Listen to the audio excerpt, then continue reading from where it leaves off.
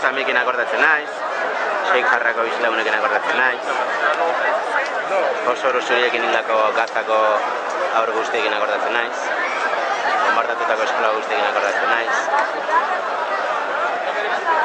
torturatutako milaka palestinarrekin akordatzen naiz.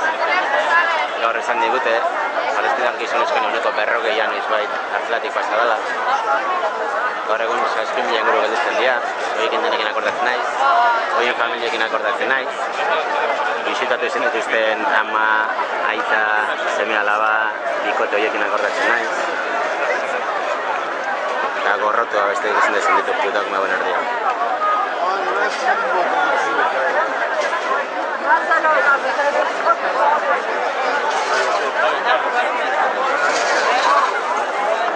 Vamos a